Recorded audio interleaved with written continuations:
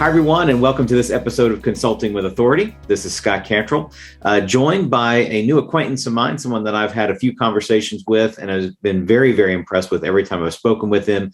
I've already taken pages of notes from our respective conversations, and I want to welcome to the podcast founder and managing director of Red Beach Advisors and founder and CEO of StartingPoint, Ray McKenzie, to the podcast today. Ray, thank you so much for joining us. Really glad to have you here.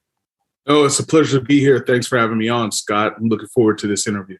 Yeah, very good. So, Ray, where I wanted to begin, and I know a little bit about this from our past conversations, but I wanted you to kind of give everybody an idea for how you got to where you are, because you built a very impressive advisory firm in the terms of Red Beach. And you do some very specific work in the consulting space. And as you know, this podcast is for consultants, basically by consultants.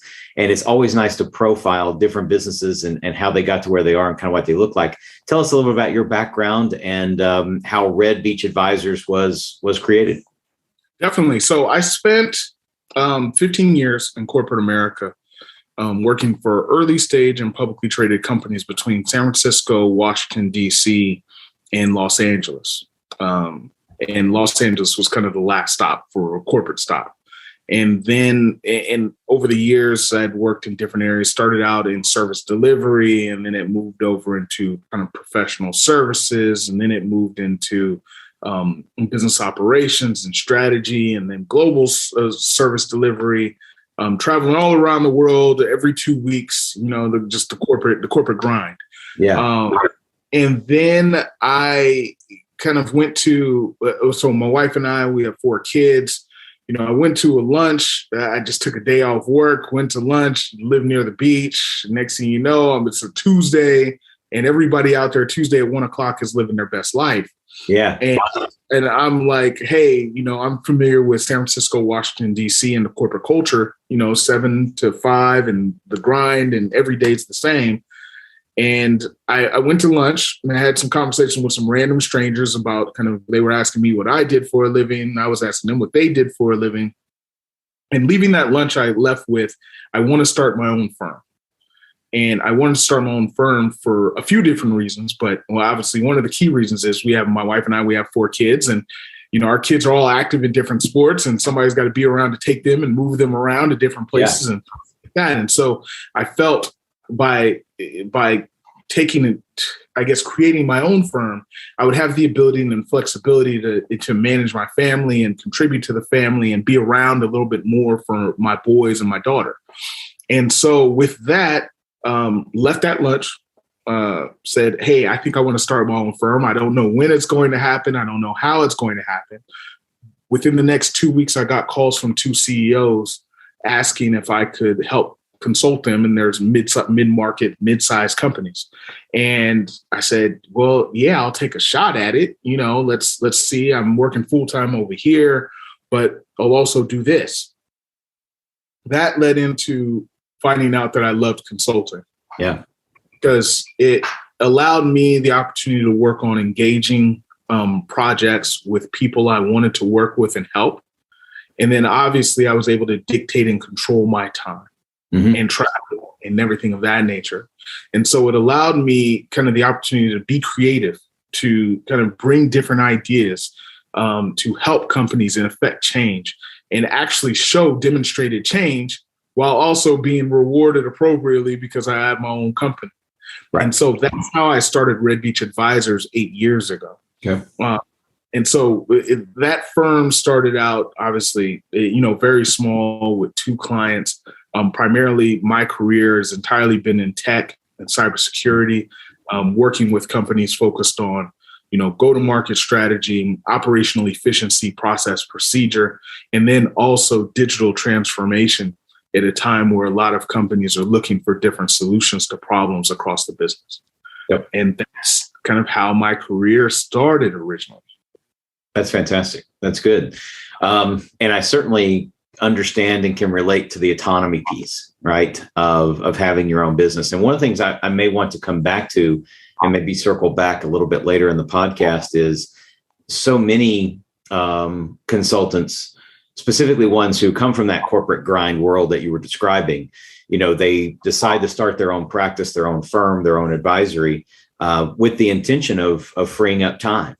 But oftentimes the opposite happens, right? Is you just create a new job for yourself. So obviously you've been very intentional and strategic and very motivated to make sure you maintain a life balance and a level of autonomy within your business that allows you to have that lifestyle that you saw when you had that epiphany at that lunch that day. So I'd love to circle back around to that. Maybe why delay it? Let's just go ahead and jump into that, because it's such an impactful part of this experience of being a consultant, is not just creating another job for yourself where you're having to grind it out all the time. What do you think to use the cliched word, what do you think your secrets are to maintaining that life balance and success and being able to have that autonomy, but still get meaningful work done for your clients? Yeah, definitely. I think throughout my career, I've always worked, 6 a.m, maybe sometimes 5 a.m. to 5, 6, 7 at night. Yeah. And so the work ethic was always there. So It wasn't about just being able to really just take, half the day and take half the day off and just do nothing. It was more so about being able to control my time and my calendar. Okay. So if we've got several different clients we're working on engagements with, the thought is I can work on them from 5 to maybe 3 in the afternoon. 5 in the morning, 3 in the afternoon, obviously lunch breaks, you get some gym time in, things like that. Yeah. But 5 in the morning to 3 in the afternoon. And then from 3 on, I then have the ability, if the kids have practice, if mom has to go run errands, or she has something for her company, I have the flexibility to move things around. Mm-hmm. And that's really it, where if I needed to, at the time, my son would be playing basketball tournament out of town. He may be playing Thursday, Friday, Saturday, Sunday. I can leave on Wednesday and I can work from wherever the basketball tournament is on Thursday and Friday. And obviously this is pre-COVID. Right. So, that understanding wasn't there all the time before. So really just the ability for me to control my calendar and for me to schedule meetings with my clients and customers provided me a much better lifestyle at that time. I could be able to do both, and I could still get all the engagements and the work done and the interviews and design process and develop strategies and things like that. But also at the same time, I had the ability to take care of the family. Yeah. Be around. In the way that you wanted to. Yeah, that makes a lot of sense. And so what you're saying is, work ethic usually isn't the issue. I mean, I guess it is for some folks, but if you decide to start your own business and you're gung ho for it, usually work ethic is there in some meaningful way. What you're suggesting then, it's not about trying to create a higher level of work ethic or anything like that. It's about being smarter with your time. And in your case, it's getting started earlier and wrapping up earlier, or at least putting yourself in a position where there's obviously flexibility in terms of location where you work from. You can work pretty much from anywhere. And again, we're talking about pre-COVID. Obviously, it's even more true today, and more expected and more allowed today than it was prior to. But then the other thing is you're giving yourself flex time. So it's not that you're restricting anything. It's that after 3 o'clock, for instance, if there's nothing going on with the family and you need and want to work, you can. But if there is something going on with the family, you're basically saying 3 o'clock, after that, it's flex time. I can do what I need to do. I can do what I want to do, related to business, personal, family, otherwise. Yeah, exactly. And it's just time management for the most part. I know throughout corporate career, time management is always a challenge. The further up you go in the ranks, the less time you have for yourself. Right. It's like, hey, I've got to wake up. I've got to hit the airport. I get the airport, then I've got to check all my emails and be on the plane and do some more work. Then when I get off the plane, I've got to go directly to the hotel, or I've got to go to a meeting. Right. And then I meeting to go to the office, and then next thing you know, I'm right back in it. And then right after that, I've got to go to dinner with people. Right. And then by the time I get back to the hotel at the end of the night, it's bedtime. And you're right back at it the next morning. Yeah. So it does get tough, but also the time management if you can hammer that, that makes the work ethic so much easier to manage. Right, right. There's a new book out. I can't remember the title. Discipline is Freedom, basically is the essence of the title. And then there's other books out, Make Your Bed, and other books out by other leadership folks that are in that same vein. The idea being that the more structured you are with your time, the more intentional you are with your time, the more freedom you actually have, even though it seems on the surface counterintuitive. It's absolutely true. Yeah, it's I obviously I use several different tools to manage my calendar. It just made life a lot easier when you're able to take control of your time. Yeah. Instead of other people controlling your time. Like when you have, if you're in a department or you're working with 6 different clients, and you just allow them to schedule time or call you at any time of day, and it just drop things in your calendar without you knowing, it's inconvenient. And some people work in the fashion of, when I'm working, I'm zoned in. Right. And then next thing you know, you have somebody calling you, or you have to hop into another meeting or things of that nature, which happens, and you have to be flexible. But for the most part, I try to say, if you can control your time as much as you can, you try to do so. Yep. That makes perfect sense. And one of the things that we're going to talk about in just a second, we're going to do a little deeper dive into Red Beach. I want to, learn a little bit more about the firm and who you serve and how you serve them. But after that, we'll talk a little bit about a tool that you've actually developed to allow for better project and time management around the business side of what you're doing, which I'm excited to talk about too. So let's profile Red Beach just for a second. You mentioned largely in the tech space. Tell us a little about how the nature of that work happens. And really, there's 2 main questions. Who do you serve, and how do you serve them? What do those engagements look like? What value are you bringing to those types of clients? Okay. So there's kind of 2 subsets of clients we work with. A lot of early stage startups that are, sometimes they can be funded, sometimes they can be bootstrapped, sometimes they can be very early in the stage of growth or development, really.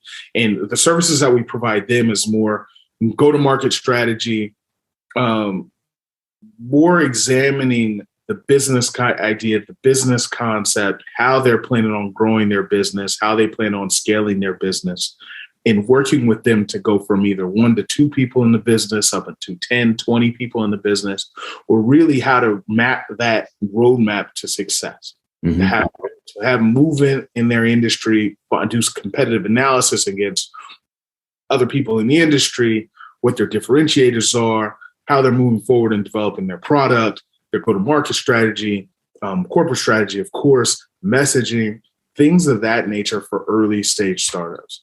Got it. And we don't necessarily say, you're too small or you're too early. We'll always have the conversation and with those clients to find out where they're at or how people get started. That's always the first. Then the other set of customers we work with are more so middle enterprise to large enterprise companies. So you could say Fortune 1000, maybe the top 5,000 companies in the world or so. And really, we focus a lot of our development on, product strategy, product marketing, operational efficiency. And obviously, product marketing includes competitive analysis to a certain extent, but also how teams are actually functioning inside the workplace. Team tools, modernization, you call it transformation to a certain extent. Some of those things will come into a business and take a look at underperforming business units or business units that are new and growing and scaling, and take a look at what they're doing. Yeah. And then as we talk about what they're doing from a product perspective, from a product marketing perspective, from a execution and service delivery perspective, and also what tools they're using to actually execute that, that's what our engagements are typically focused on. Understood. Understood. So it's not so much hey, we just come in and tackle, a myriad of issues. It's like, usually it's a new business unit that's starting, and we come in and we take a look at what they're trying to do or how they're trying to execute it, and then how they scale. Or we take a look at underperforming business units and then go in and say, okay, these are some of the things we have to change These are some of the things we can help augment. These are some of the things we need to produce some more efficiency. So actually you can go back to, instead of being flat or declining, this is something you're able to go up and scale. Yeah. That makes perfect sense.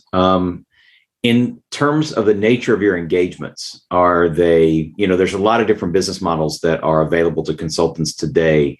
And, the traditional sort of status quo model is usually on hourly billing. There's project-based models, there's performance-based models. Not getting into any specifics as far as numbers or anything, but how do you engage with your clients in that standpoint? Is it customized projects with a beginning, a middle, and an end with a predetermined investment level? How do you work with the clients in that way? Yeah, at times it's typically I'll say for early stage startups, sometimes they have capital, sometimes they don't. Right. Yeah.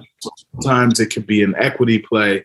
Sometimes it's most likely it's equity plus cash. Right. Okay. And that's typically maybe in an SOW that's defined as far as where we're going, what we want to achieve in certain times. Okay. With the larger companies, that's typically an outlined scope of work that is defined in terms of what we're going to do and the timeline in which we're going to do so. Right. And it's usually a fixed fee for the most part. Right. And then once we reach that fixed fee or that retainer, then we go forward and say, okay, let's renegotiate if we need to, or these are the additional hours, or we'll typically write another SOW for that. Yep. Yeah, that makes perfect sense. So there's whatever project you're starting with, and you get near the end of that project and you're looking ahead, right? What else needs to happen? What else have we intended on doing that wasn't part of the original SOW that we need to focus on now that we're at this point of the process? Okay. Good. That typically happens. Once you get into an engagement and you're talking to a client, you're usually peeling back layers of the onion and you start finding that there's other things that need to be addressed.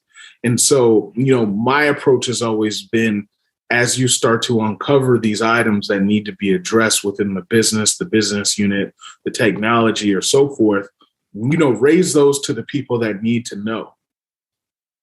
So you don't, at the end of the 3 month, 6 month engagement, you hit them with a list of 5 or 6 other things that need to be taken care of. They're going to be like, where'd all this stuff come from? Right. Instead of just being as transparent with your clients and saying, hey, I was talking to this person and this person and this person in your business, and they all 3 have different views of something that's going on. This is something we may want to address either now or in the future. Yep. That leads into more business further on, or a longer engagement, because then they're like, oh, well, you're already intently familiar with the issue. You've already been here with the team 3-6 months.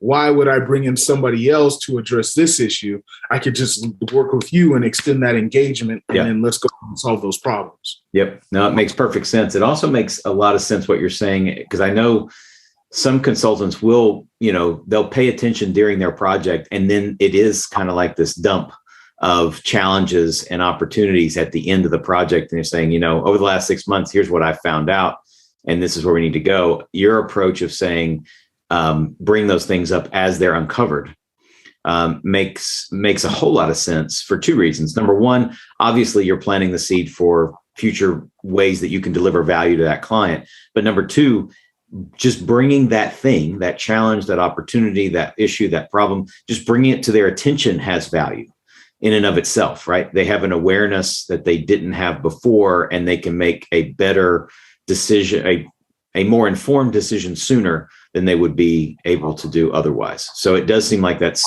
building that into your process is, makes a whole lot of sense. And obviously it sets you up for future, either an expansion of the SOW in real time, right? Or a future SOW later. Yeah, exactly. I think one of the things that as consultants, our job is not necessarily to withhold information or tell everybody everything that's right in the business. Our job is to tell everybody what's really going on inside the business or department or team. And so with that, in real time, if you uncover something or uncover a theme that is going to crop up and cause a problem later, the best part is just let's raise it. Let's discuss it. This is something we need to think about going forward. I'll let you know if there's anything else that piles on top of this theme, so we could really assess how big of an issue this is, or if you need to assign a person on your team to it now, or if we need to expand the SOW now, or if we want to try to go get budget for it in 3-4 months from now. You know, those are all things. Preparation is always key. Transparency is always key. And then having some level of foresight with it. You know, typically consultants will say, oh, you know, I'm going to go ahead, give me a list of people, give me access to these systems. I'm going to go back. I'm going to do my assessment. I'll come back in 6 weeks with a full 30-page report of everything I found. Right. Then you dump a 30-page report on an executive that's already immensely busy. Right. And nothing happens. Yeah. And then nothing gets fixed. Yeah. And the client is helpless. You as a consultant are out of an engagement. Yep. And the problem still persists. This is that makes perfect sense. And this is a issue that I want to kind of stay focused on slightly, because it segues directly into where I wanted to go next, which is around business development and kind of what your sales process is. And again, not asking you to reveal any secret sauce or pull back the curtain too far, but this idea, what you're talking about of avoiding the information overload for a prospective client all at once is, I think, really, really important. And instead finding a place that's meaningful, that they already have a perception that they need help in, and simply starting there in a meaningful way. And then along that it may be a grand project. It may be a substantial, SOW in the first place, but along the way, identifying those other things, as opposed to saying, let's identify everything up front. Yeah. And then put it in front of you. And then, go through the process of creating a lot more stress on your end, Mr. or Mrs. Prospect, and then stressing you out so much that you say, well, I'm going to need another 6 or 9 months to even figure out where to even begin.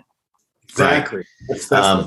As opposed to just getting started with something that is a need in the moment. So maybe describe a little bit about once you're into initial conversation, you're from the standpoint of you've have the initial meaningful conversation with a decision maker, what does your general process look like to cultivate that opportunity into a new project client? Yeah, typically it's I've always said the 2 rules of consulting are you have to have somebody who knows they have a problem. Right. And then you know somebody who's willing to solve the problem. You have to have both things in conjunction, which is difficult for us as consultants, because we meet a lot of companies that have problems. We read it in the news, we have it in our casual lunch, business discussions, dinner discussions, holiday functions, however it is. Whenever you're talking to people who are working inside of businesses, they're always going to have a challenge. Sure. Now, the other problem is the people who are in charge of that challenge or problem willing to really want to solve it, and or do they have a team that wants to solve it as well? And to have a successful consulting engagement, you have to have both. And so for us, a lot of our early discussions are around, hey, what's your challenge? Is this something we can help you with and solve?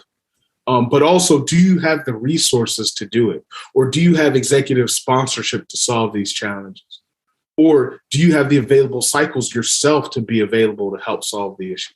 Because if you don't, if you can't commit time to it and you're inside the business, our efforts are going to be futile. Right. So it's one of those things to where our initial discussions are all about, okay, what's the problem? And do you have a lot of the resources and or time to solve it? Yeah.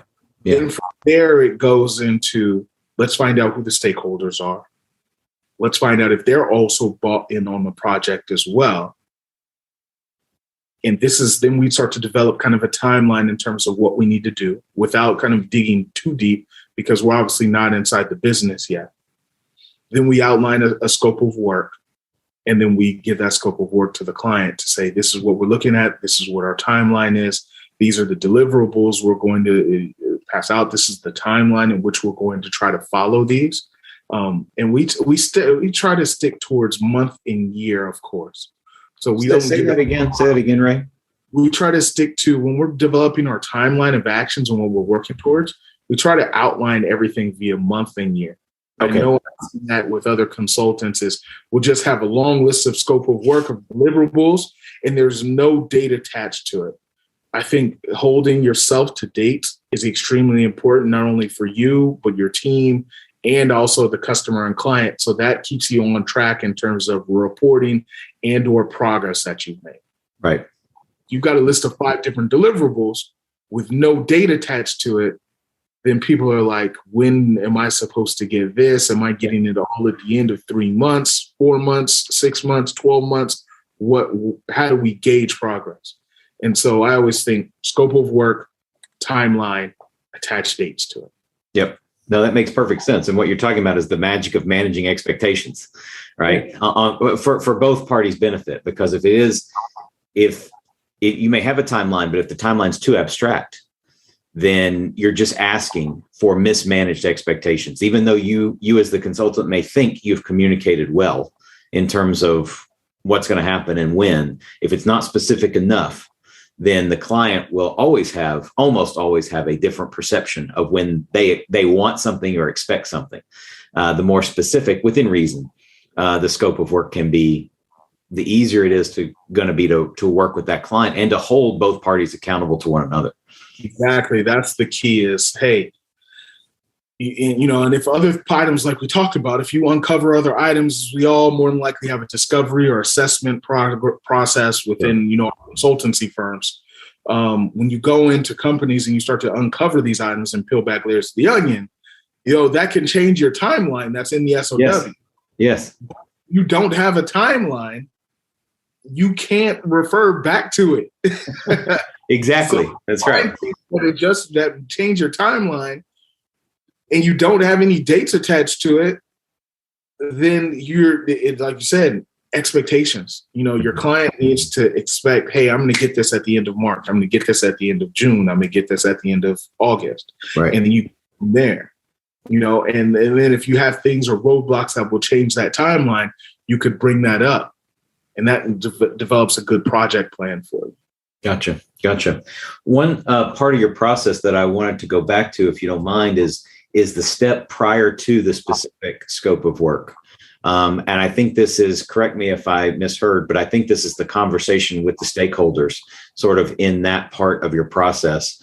I assume that is about ensuring that the stakeholders obviously value the problem or opportunity, at least in a way that's equal to what needs to happen in order to fix it. In other words, if the problem has, in the eyes of the stakeholder, if the problem has a low level of value to be corrected or fixed, but it's going to require a high level of investment, well, it's probably going to stay a problem for now, right? Or not have meaningful action. And so I assume part of that is making sure that there's not a gap there, or ideally making sure that the value that is created by solving this problem is, in the eyes of the stakeholders, is clearly exceeds any required investment. Maybe talk a little about the nature of that part of your process, or how you have that conversation, because I know for a lot of folks that's where they get stuck. They may get in front of that decision maker, and they know what they know already,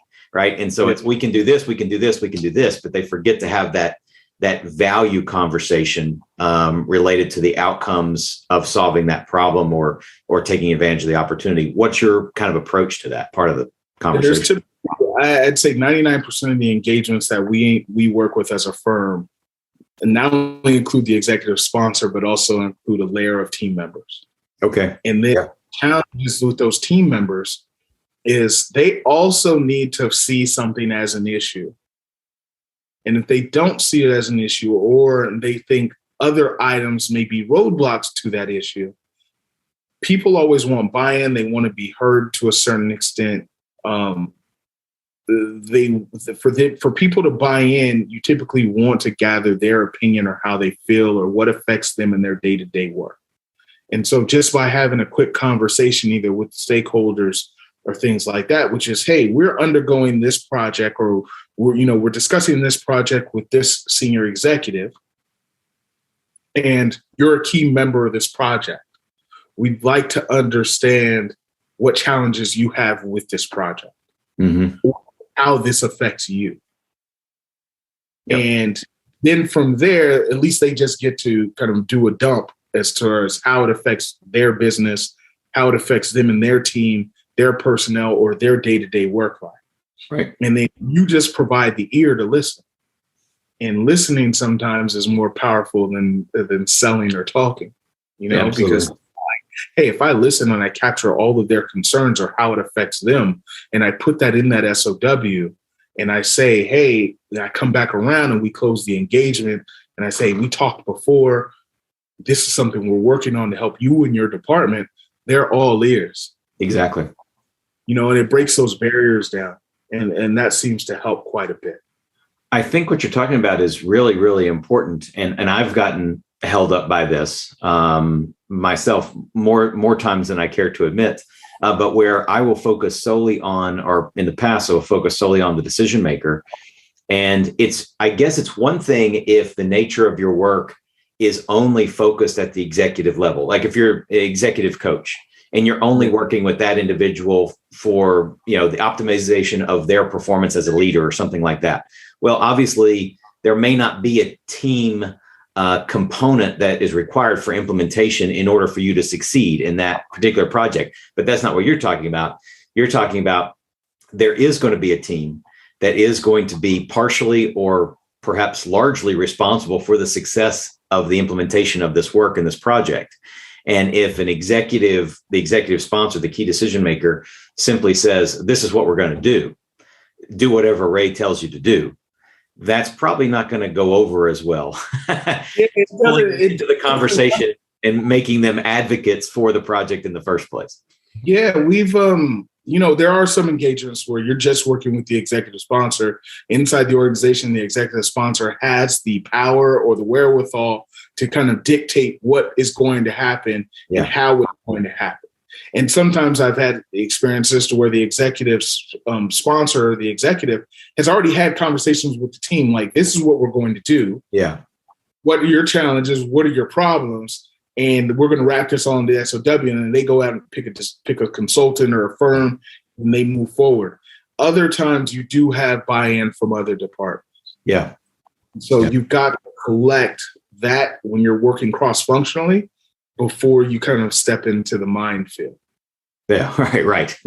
Understood. Yeah, and I think that is so important because it is so easy to get focused on the decision maker in terms of the sell, right? And there are sales trainers and teachers and gurus in the consulting space that'll say, just focus on the decision maker, only focus on the decision maker. And from the standpoint of getting a signature on a contract, that's one thing. They are the decision maker as far as that signature goes. But then there's a second piece to this, which is the actual delivery, the actual creation of value for the organization.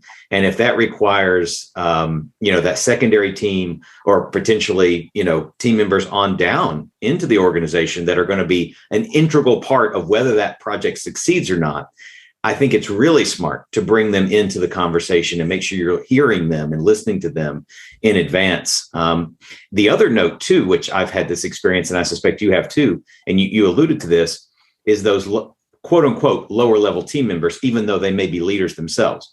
Those lower level team members can oftentimes give you gold and insight that the executive may not have even been aware of, but that are critical to the project in the first place.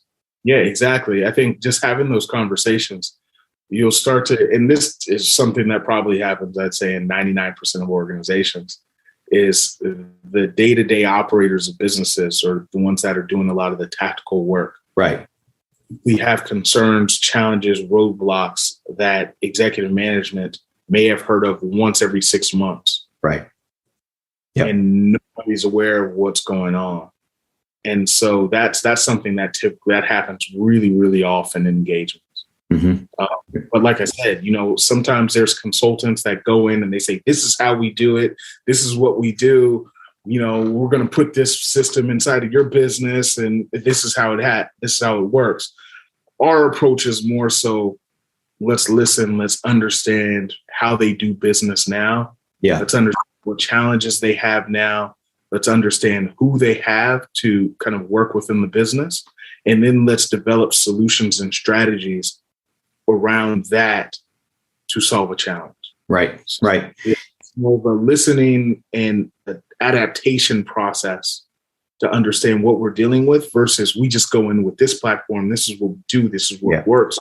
Every business to a certain extent is a snowflake. And you got to jump over those challenges to a certain extent, unless you are McDonald's or Chick-fil-A or something like that, where you're a franchise. Almost every business is an independent snowflake. Yeah. Yeah. You know, what's interesting, I like this line of thinking too, because there is a movement in the consulting space of productizing service. And I don't think the answer is pure customization or productization. I don't think that you say, oh, this is the way or this is the way. I think it's dependent upon two things. And you just alluded to it.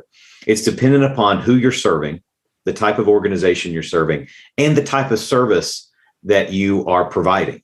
In terms of your world, where your service is compelled to be customized in order to be maximized and effective, right? If you want to do the best work for your client, provide them optimal value in the world that you're working in, especially if you think about the early startups and even the established organizations that are looking for, product strategy all the way to digital transformation, you are compelled to deliver as the value you're capable of. You're compelled to have a customized solution for them in order for them to get the good out of your expertise. You trying to create a purely, rigid, productized service that has a box around it sounds like a recipe for, you might help them get incremental results, but you're not going to help them maximize their results. Where in other industries or for other targets, I can imagine that a productized service could be highly effective depending on where they are and what their focal points are. So I think this is a really interesting point. And I've had people on the podcast before, they're talking about the advantages of productized service, and the other folks are talking about the advantages of customized service. And I don't think it's, I want to get, the reason I even bring this up is I'd love to get your take on this. My perception is I don't think it's one or the other. I think it's who am I serving and how do I best want to serve them? And then is a productized service in the client's best interest? And if so, yes. And then in many cases, that's not true. It is trying to put a square peg in a round hole. I'm sure you've seen the same thing in the consulting industry about moving to productized, more scalable types of services. What's your perception of that? Good, bad, and different? Are there conditions or qualifiers? Maybe you've had experience with it. Yeah, it depends on the canvas that you have to work with. Okay. Describe that. Yeah. You have a blank canvas, go in and put in the productized service, which is, hey, we're just starting off with this business unit. We just created this product. We're trying to, develop our messaging and, website and things like that. And, lead funnels and operational process, how we deliver services and support and service. And we don't have tools. We don't have anything. We don't have a website. Right. The product is, we need to go from 0 to 100. Okay. If you have a productized service that can obviously solve all those challenges in one blank canvas, then you can start with that. That makes a ton of sense. Or if you have a client who is like, hey, whatever we have does not work. So it's effectively a blank canvas. Yeah. Yeah, it's effectively a blank canvas. Then that productized service works quite a bit. However, more than likely in the engagements that we are a part of, we're already working inside of organizations that have, some sort of paint on the canvas. Yep. They've either got some sort of process, they've got some sort of tools, they've got departments of people who are already responsible for certain actions. And so you don't want to try to rip and replace that. You just want to go in and try to say, hey, these are ways that we can solve these challenges inside of the current framework that you have. Yep. And it makes a lot of sense. And maybe you have a productized service that can slide into one area, or maybe there's a gap in one area that is like, hey, if I'm writing a lot of product marketing content or product strategy content, maybe I've got a bunch of templates that I can plug in here and you can use. So then you got that productized, service or that piece of your productized platform that you can use. Yeah. However, to try to plug in one methodology or one technology and try to say, hey, I know you use Salesforce over here. How about we rip that out and we go up like Active Campaign or HubSpot or something like that. That's problematic. That's going to be very, very problematic. And so, as a consultant, a part of us is to think and be creative. Right. I hadn't ever heard the explanation that way before, but it makes perfect sense to me. This metaphor of you used Canvas in terms of how much of the picture do they have right already? Yeah. Right. How much of it is at least good, if not excellent. And your job as a consultant is to, number one, determine that how much of the picture is in the level of resolution it needs to be, and where are the gaps. And obviously the more paint that they have on the canvas that can and should stay there, naturally, the more customized the service needs to be. It's like working a puzzle at that point, right? The puzzle piece has to fit the right way. Whereas if you're starting with a blank canvas or you've got a big gap of the canvas that's blank in a particular area, well, our puzzle piece will fit there because you ain't got nothing there. That's that process kind of works relatively well. But like, we're all consultants, so more than likely when we walk in the door, we do some sort of discovery or assessment. Just kind of naturally what we have to do, because we have to learn what we're dealing with across the organization. And that is when you start to say, this is where we can plug in this service for you. Yep. Makes sense. I love it. I'm glad I asked you that question, because this is something that's been in my head too. When consultants ask me about that difference between customization and productization and which one's right for them. And it's like, it's never quite that clear. It's really based on where the client's beginning. It's exactly what you mentioned, which makes sense. Let's take a step back from the sales process for a second. What does your business development process look like from a marketing or prospecting point of view? I'm sure you get a lot of business that is direct introductions and referrals. Maybe tell us a little about the business development, and if virtually all of your work now is through introductions or referrals, how'd you get traction? You said you started with a couple of clients. How'd you get traction in the beginning in terms of creating a healthy pipeline? What does that look like? The pipeline all started with just personal network. Yeah. That's how it started for the most part. I think for consultants, I'd say of the consultants I know in my network, 90 to 95% of them started with all personal connections or a network. Right. And over the course of time, you continue to develop those relationships and cultivate those relationships. And, things like LinkedIn are perfect, because then they start to say, hey, you changed your title and what's this company? And people in your network start to inquire about where you moving, where you made the move. And allows you kind of to hit everybody in an easy way. For us, it started out as personal network, my personal network. And then from there, I started to develop partnerships with other consulting firms in different areas of the business. Okay. So it was like, hey, if I start to develop these relationships with these other firms, then we start to develop some sort of business development pipeline, partnerships, referral network. And that's been immensely helpful for us. But also at the same time, it takes time to do that. Right. As kind of what I've learned is, a lot of people make introductions with the hopes of doing business immediately. Right. Hey, we're going to, let's do this. Let's make this happen. Let's go. And really, it takes about 12 to 18 months for that to really start to cultivate and have some sort of impact. And I say that because if Scott, say you and I are saying we're going to enter a partnership of some sort. You're currently working on engagements right now. Right. I'm currently working on engagements in my firm. It's going to take us time to clear those engagements out before we can sit down and say, let's work together. Sure. So it takes conversations, takes follow-up, it takes developing the relationship, being available. And then you go from there. So it's partly your network, partners and other consulting firms. And then a small piece of it is more so just regular search and hunt and find business development opportunities. And there's a lot of sites out there that offer some of those opportunities.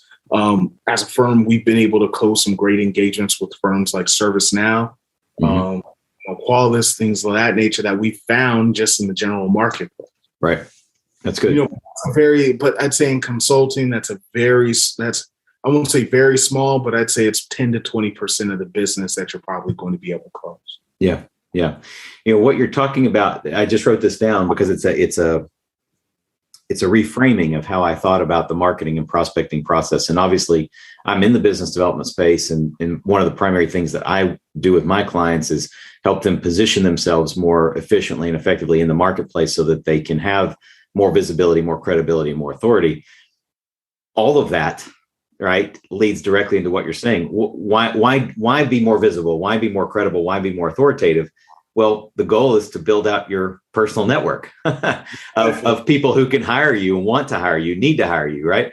And so that's the whole point of it. But I hadn't thought about the nature of your, what I wrote down was focus on prospecting strategies that support network development, either for prospective clients or partners, strategic partners. And if your prospecting efforts as a consultant focuses if your primary focus is not on getting a sales conversation, but if it's focused on creating a new quality relationship, that's a win. Yeah. Relationships drive consultancies. Yeah. That's good. I want to shift to talking about this new initiative and new project that you're launching called StartingPoint. Maybe talk a little bit about how the background of it, that story, and then kind of what it is, because I think this type of solution is something that is much needed in our industry, and there are other solutions, but they are imperfect, to say the least. It seems like other solutions that do project management for consultants are some are very good in one way, but they're missing other things. So I won't say anything more, but tell us a little bit about StartingPoint, what it is and what it does. Yeah, what we did was, as I continue to build out Red Beach Advisors, I found myself with the gap of, I've got a lot of consultants working on a lot of different engagements, and I didn't have the ability to see everything that was happening. Mm-hmm. What that turns into is asking a lot of incessant questions or those long Friday emails of updating everything that you have going on this week, conversations, all that stuff. So at least I'm in the loop.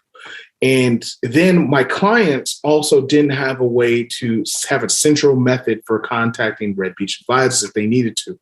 So say a consultant is out, maybe they may be sick. We obviously started coming up with this idea pre-COVID, but it was like, hey, if a consultant's unavailable or not responding or anything like that, how do my clients, Red Beach Advisors clients, have access to us at the end of the day?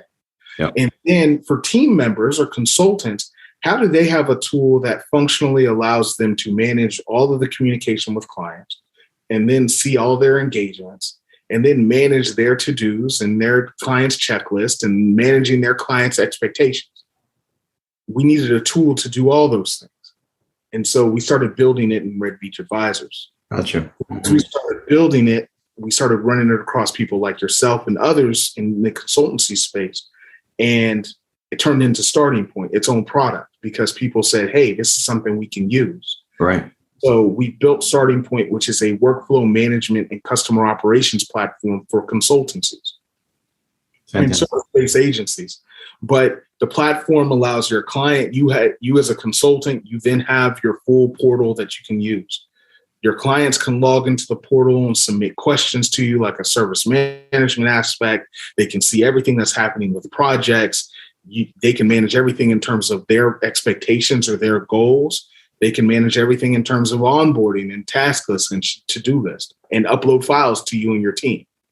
Then within the platform, all of your consultants or your team members or yourself, if you're a solo consultant, can interact with your clients in one platform for everything that you need.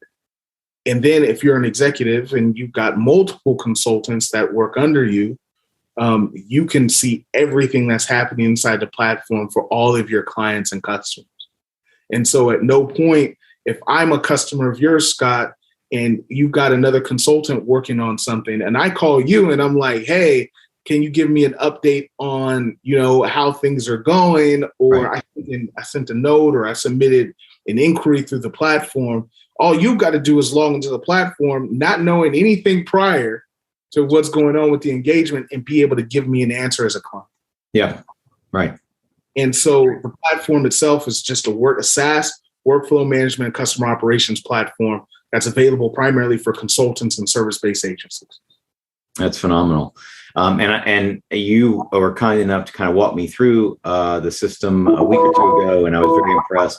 And need to get into the system and play around with it more. But everything that I've seen, it's very clear. Let me say this: it's very clear that the system was created by consultants who are doing the work, because it does check off some of the key boxes.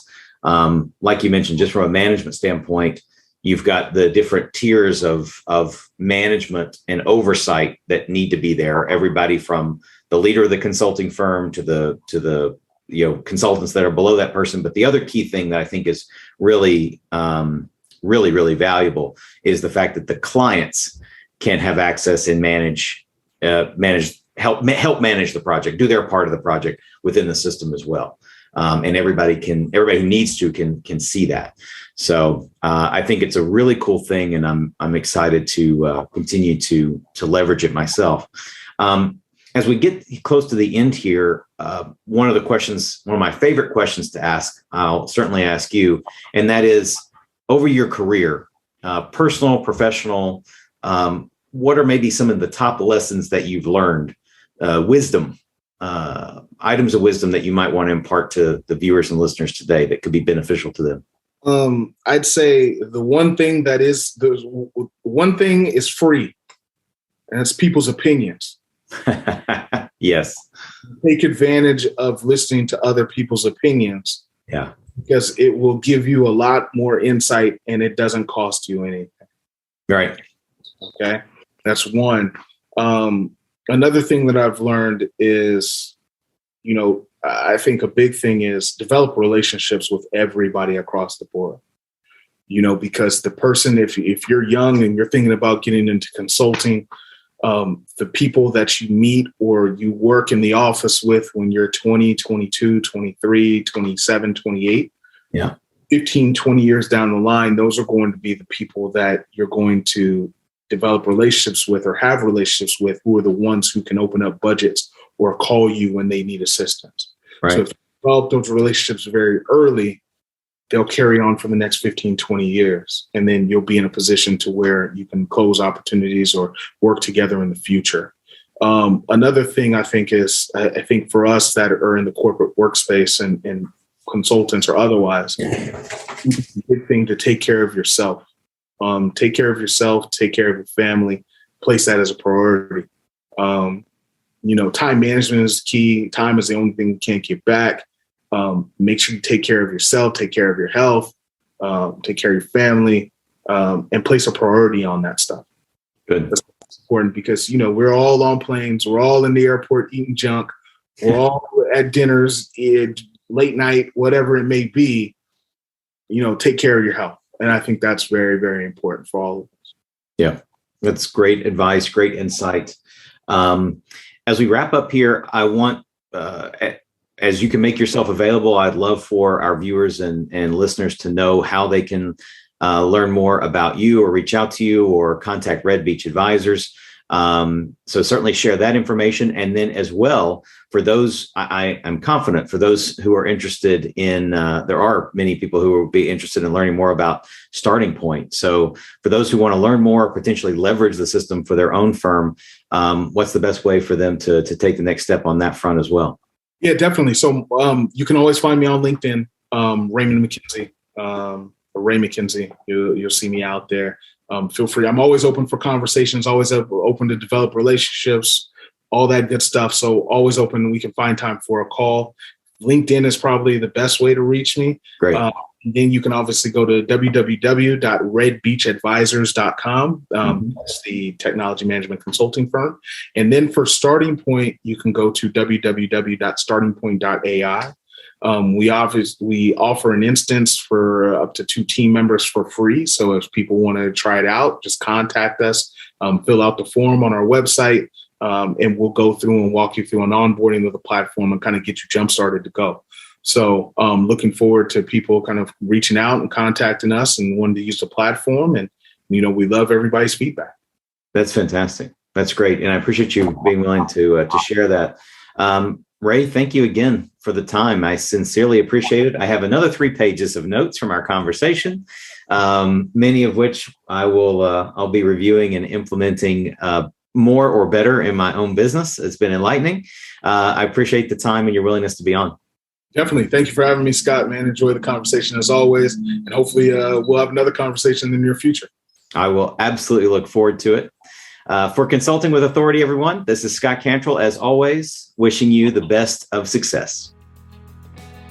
Thank you for listening. I hope you got a ton of value out of this episode. And before we go, I want to thank the sponsor of our show, Smart Solutions Media. Smart Solutions Media empowers business owners, consultants, and other independent professionals to easily attract better prospects and transform them into long-term clients. If you're a B2B consultant or service professional and would like to start filling your pipeline with better quality prospects, visit us on the web at smartsolutionsmedia.com to learn more about what we can do to help you. Be sure to complete the short 2-minute accelerated growth scorecard you can find on the website, and you'll receive a complimentary strategy session where we'll give you specific insights and recommendations to help you attract high-value clients. Until next time, make sure you are consulting with authority.